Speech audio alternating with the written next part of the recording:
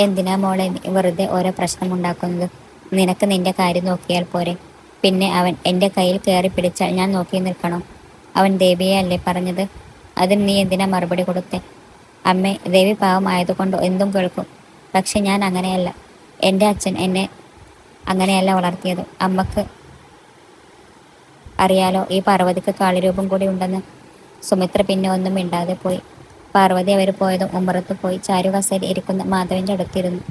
അയാൾ ഒന്ന് ചിരിച്ചുകൊണ്ട് അവളുടെ തലയിൽ തലോടി. അച്ഛന് എന്നോട് ദേഷ്യമുണ്ടോ? എന്തിന്? എൻ്റെ മോൾ തെറ്റൊന്നും ചെയ്തില്ലെന്ന് അച്ഛനെ അറിയാം. അത് മാത്രം മതി എനിക്ക്. ആട്ടെ, അവന് എത്ര കൊടുത്തു? ഒന്നേ പറ്റിയുള്ളൂ അച്ഛ. അപ്പോഴേക്കും ഏതോ ഒരു കാട്ടുമാക്കൻ ഒന്ന് പിടിച്ചു കൊണ്ടുപോയി. മാധവൻ ചിരിച്ചു. അതുകൊണ്ട് വന്ന് സുമിത്ര അവരെ രണ്ടുപേരെയും ദേഷ്യത്തിൽ നോക്കി. നിങ്ങൾ തന്നെയാ ഇവൾക്ക് വളം വെച്ച് കൊടുക്കുന്നത്. അവസാനം എന്താവും കണ്ടോ? പെൺകുട്ടിയാ, മറക്കണ്ട. ഈ അമ്മക്ക് എന്നോട് കുശുമ്പാണച്ചാ. എപ്പോഴും വഴക്ക് പറയും. മോളെ, അവൾക്ക് പേടിയുണ്ട്, അതാണ്. അച്ഛാ, ദേവി പാവമാണ്, ഒരു മിണ്ടാപ്പൂച്ച. അവളെ മോശം കമന്റ് പറഞ്ഞപ്പോൾ സഹിച്ചില്ല, അതാണ് ഞാൻ. ഇനി ഉണ്ടാവില്ല. മാധവൻ അവളെ ചേർത്ത് പിടിച്ചു. സുമിത്ര പിന്നെ ഒന്നും പറഞ്ഞില്ല. മോൾക്ക് നാളെ നേരത്തെ പോകേണ്ടതല്ലേ? പോയി കിടന്നു. പാർവതി പോകുന്നത് നോക്കി അവർ ഉമ്മറത്തിരുന്നു. എന്താ ഏട്ടാ, അവൾ ഇങ്ങനെ പോയാൽ എനിക്ക് എന്തോ ഭയം തോന്നുന്നു. ഇല്ല സുമിത്രേ, നീ പേടിക്കണ്ട. ഒരു ആൺകുഞ്ഞില്ലാത്ത കുറവ് ദൈവം നമ്മളെ അറിയിക്കാതിരിക്കാനാവും അവൾ ഇങ്ങനെ ആയത്. മാധവൻ ചിരിച്ചുകൊണ്ട് പറഞ്ഞു. സുമിത്രയും ഒന്ന് ചിരിച്ചു. പക്ഷേ മാധവന്റെ ഉള്ളിലും ചെറിയൊരു പിടച്ചിലുണ്ടായിരുന്നു. ഇതേ സമയം മറ്റൊരിടത്ത്. ഡാ, എന്നാലും ഒരു പീക്കിരി പെണ്ണിന്റെ കയ്യിൽ നിന്ന് തല്ലും വാങ്ങി വന്നിരിക്കുന്നു. നാണമില്ലേ? ഛേ. കയ്യിലെ ഗ്ലാസ്സിലെ മദ്യം നുഴഞ്ഞുകൊണ്ട് അക്ഷയ് പറഞ്ഞു. അത് കേട്ട് രോഷത്തോടെ നിവേദ കുപ്പിയിലെ മദ്യം മുഴുവൻ ഒറ്റ വലിക്ക് കുടിച്ചു. കുപ്പി നിലത്തേക്ക് വലിച്ചെറിഞ്ഞുകൊണ്ട് നിവേദ എഴുന്നേറ്റു. അവളെ എനിക്ക് വേണം. എന്നെ തല്ലി അതേ സ്ഥലത്ത് വെച്ച് എനിക്ക് അവളെയും തല്ലണം. പോടാ, കുളിച്ച കള്ളി ഇറങ്ങുമ്പോൾ നീ ഇത് തന്നെ പറയണം. അപ്പോൾ പട്ടിയെ പോലെ നിന്നിട്ട് ഇവിടെ വന്ന് വീരവാദം പറയുന്നു. അത് ഞാൻ അപ്പോൾ പ്രതീക്ഷിച്ചില്ല, അതാണ്. പിന്നെ അവളുടെ കൂട്ടുകാരി ഇങ്ങനെ പെരുമാറുമെന്ന് അറിയില്ലല്ലോ. എന്തായാലും അവളൊരു മുതലാണ് കേട്ടോ. പെണ്ണിന് ഉശിരി ഇത്തിരി കൂടുതലാണ്. അതൊക്കെ നീ കണ്ടോ? അവിടെ കൂടാതെ ആളുകൾക്ക് മുന്നിൽ വെച്ചു ഞാൻ അവളെ തിരിച്ചു തല്ലും. അവളുടെ അഹങ്കാരം തീർക്കും ഞാൻ. ഇതെല്ലാം കേട്ട് മൂന്നാമൻ ഒന്നും മിണ്ടാതെയിരുന്നു. സിഗരറ്റ് വലിച്ച് പുക ഊതിവിട്ട് കൊണ്ടവൻ കസേരയിൽ ചാരിയിരുന്നു. അക്ഷയ് നിവേദം അവനെ നോക്കി. അവൻ കണ്ണടച്ചിരിക്കുകയായിരുന്നു. അവർ അവനോടൊന്നും മിണ്ടാതെ മദ്യം കഴിച്ചു കൊണ്ടിരുന്നു. എന്താണ് അവളുടെ പേര്? പെട്ടെന്ന് ആ ചോദ്യം കേട്ട് അവർ നോക്കി. അവരെ നോക്കി ചിരിച്ചുകൊണ്ട് കാശി വീണ്ടും ചോദിച്ചു. നിനക്കിന്ന് സമ്മാനം തന്നവളുടെ പേരെന്താ എന്ന്? പാർവതി. മറ്റവളുടെ കൂട്ടുകാരിയാണ്. കാശി നിരുത്തുമൂളി. പിന്നെ ക്ലാസ്സിലെ മദ്യം ഒറ്റ വലിക്ക് കുടിച്ചു. കാശി അവൻ്റെ രഥത്തിൽ കയറി. ചകുത്താൻ എന്ന് ലേബൽ ചെയ്തൊരു പടക്കുതിര.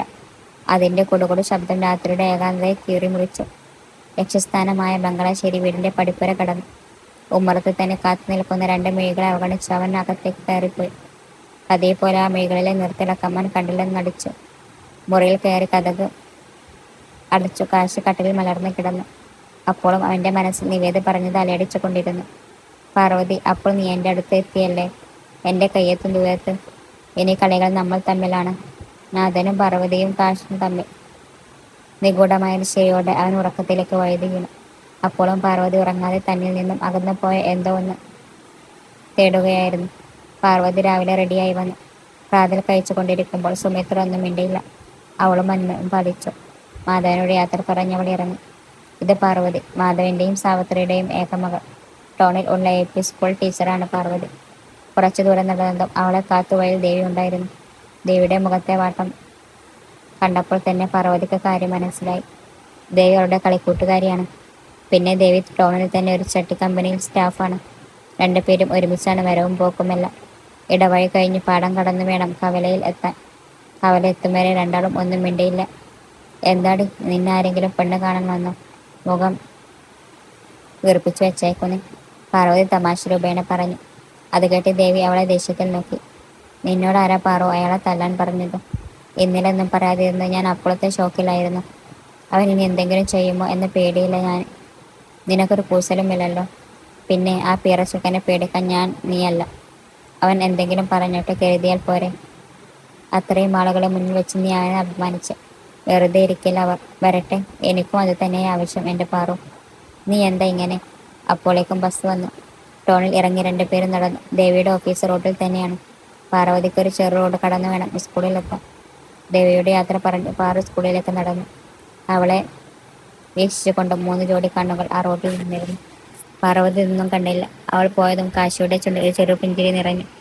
സ്റ്റെയറിൽ ബലമായി പിടിച്ചവന്റെ കണ്ണുകൾ ചുവന്നു. കാശി, ഇന്ന് വൈകുന്നേരം ഇവിടെ വെച്ച് അവളെ എനിക്ക് തിരിച്ചു തരണം.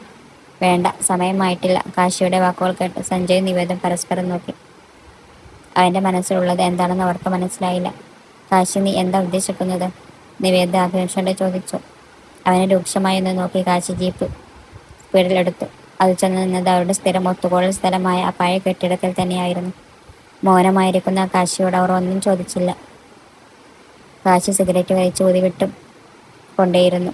അവളെ അവളെ എനിക്ക് ഒറ്റക്ക് കെട്ടണം. നിവേദും സഞ്ജയും പരസ്പരം അന്തവിട്ട് നോക്കി. കാശി, ഡാ, ഒന്നും ചോദിക്കണ്ട. അവളുടെ മേലെ ഒരു പോറൽ പോലും ഏൽക്കാതെ എനിക്ക് കിട്ടണം. എന്താ മോനെ കാശി, അസ്ഥിക്ക് പിടിച്ചോ? സഞ്ജയ് തമാശ കലർത്തി പറഞ്ഞു. കാശി ചെറുചെരിയോടെ നിന്നു. പെണ്ണെന്ന വർഗത്തോട് എനിക്ക് പുച്ഛമാണ്. പെറ്റ തള്ള തന്നെ സ്വന്തം സുഖത്തേടി പോയില്ലേ. പിന്നെ ഒരുത്തിയോടും എനിക്കൊരു അലിവും തോന്നിയിട്ടില്ല. പക്ഷെ ഒന്ന് നിർത്തി അവൻ നിവേദനോട് പറഞ്ഞു. ഇനി കുറച്ച് ദിവസം അവരുടെ അടുത്ത് പോകരുത്. ഞാൻ പറയുമ്പോൾ മാത്രം. എന്താടാ നിന്റെ മനസ്സിൽ? നിനക്ക് അവളെ അറിയുമോ? കാശി ഒന്നും മിണ്ടാതെ പോയി. അവർക്ക് എന്തൊക്കെയോ സംശയം ഉടലെടുത്തു. കാശിയെ നന്നായി അവർക്കറിയാം. മനസ്സിലുള്ളത് എന്തായാലും പുറത്ത് കാണിക്കില്ല. അത് ആര് ചോദിച്ചാലും പറയില്ല.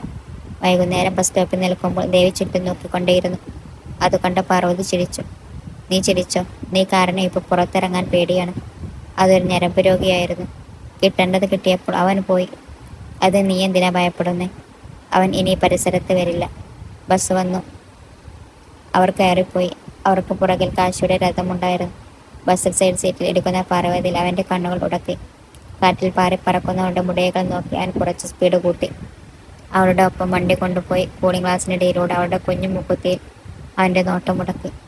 പാർവതി കുടുകുടു ശബ്ദം കേട്ട് തിരിഞ്ഞു നോക്കിയതും ഒരു ചെറുപ്പക്കാരൻ തന്നെ നോക്കി തന്നെ വണ്ടിയിൽ പോകുന്നത് കണ്ടു. പാർവതി നോക്കിയതും കാശി വേഗം നോട്ടം പിൻവലിച്ചു. വണ്ടി സ്പീഡ് വിട്ടു. പാർവതി അവനെ തന്നെ നോക്കി. എവിടെയോ കണ്ടു മറന്ന ഒരു മുഖം പോലെ തോന്നി അവൾക്ക്. അവളുടെ മനസ്സിൽ പെട്ടെന്ന് തന്നെ ആ ഗവൺമെൻറ് സ്കൂളിൻ്റെ വരാന്ത നിറഞ്ഞു.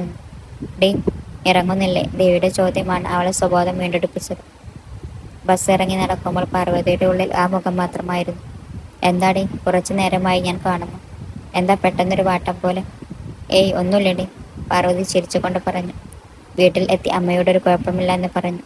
സുമിത്ത ആശ്വാസം കൊണ്ട് അവളോട് ഇനി ഒന്നിനും പോകരുതെന്ന് നിർദ്ദേശിച്ചു. രാത്രി അത്തായം കഴിഞ്ഞു കിടന്ന് അവൾക്ക് ഉറക്കം വരാതെ തിരിഞ്ഞും മറിഞ്ഞും കിടന്നു. യാത്രയിൽ കണ്ട ആ മുഖം അവൾ തിരിഞ്ഞു കൊണ്ടിരുന്നു. അവസാനം അവൾ എഴുന്നേറ്റ് ലൈറ്റിട്ടു. അലമാര തുറന്ന് ആ പഴയ പെട്ടിയെടുത്തു. അതിൽ നിന്നും ഒരു ചെറിയ പെട്ടിയെടുത്ത് തുറന്നു. അതിൽ മുഴുവൻ എഴുത്തുകളായിരുന്നു. അതിൽ നിന്നും ഒന്നെടുത്ത് അവൾ തുറന്നു വായിച്ചു. പാറോ, നിന്റെ ആ കുലിസിന്റെ താളമുണ്ടല്ലോ, നീ വരാന്തിൽ കൂടെ കടന്നു പോകുമ്പോൾ അതിൻ്റെ താളം വന്ന് പതിക്കുന്ന എൻ്റെ നെഞ്ചിലാണ്. എൻ്റെ ഓരോ താളവും എൻ്റെ ഹൃദയത്തിൽ വന്ന് നിറക്കുന്നു. അത് വായിച്ചു ചുണ്ടിൽ നനുത്ത ചിരിയോടെ അവൾ കിടന്നു. വീണ്ടും അതിൽ കണ്ണോടിച്ചു കൊണ്ടവൾ നനുത്ത ശബ്ദത്തിൽ വായിച്ചു. നാഥൻ, നിന്റെ നാഥൻ. കാശി ബാൽക്കണിയിൽ സിഗരറ്റ് വലിച്ചു കൊണ്ട് നിന്നു. അവൻ്റെ ഉള്ളിൽ അപ്പോൾ ആ ചുവന്ന മൂക്കുത്തിയുടെ തിളക്കം മാത്രം ആയിരുന്നു. ഇത്രയും കാലം കഴിഞ്ഞിട്ടും അവളുടെ ഓരോന്നും തന്നിൽ ഇന്നും ഒരു ലഹരി തന്നെയാണെന്ന് അവന് തോന്നി. മനസ്സിലൊരു കുളിര് വന്നെങ്കിലും അടുത്ത നിമിഷം തന്നെ അത് കോപത്തിന് വഴിമാറി. ഇല്ല, അവളുടെ സാമീപ്യം പോലും താൻ ആഗ്രഹിച്ചുകൂടാ. അവളെ കുറിച്ച് ഓർക്കാനേ പാടില്ല. കാശി വേഗത്തിൽ വന്നു ഷെൽഫിൽ നിന്നും ഒരു കുപ്പി എടുത്തു കുടിച്ചു. അവൻ മുഷ്ടി ചുരുട്ടി ചുമരിൽ അടിച്ചു. ദേഷ്യം കൊണ്ട് അവൻ്റെ കണ്ണുകൾ ചുവന്നു. നമ്മൾ കാണാൻ സമയം ആയി പാർവതി, അടുത്ത അംഗം കുറിക്കാൻ. പക്ഷേ അന്നത്തെ പോലെ പീറ ചെറുക്കൻ അല്ല ഞാൻ ഇന്ന്. ഇത് കാശിയുടെ സാമ്രാജ്യമാണ്. ഇവിടെ ഞാൻ മാത്രമേ ജയിക്കൂ. കുപ്പിയിലെ മദ്യം മുഴുവൻ കുടിച്ചു തീർത്തു. അവനത് വലിച്ചെറിഞ്ഞു.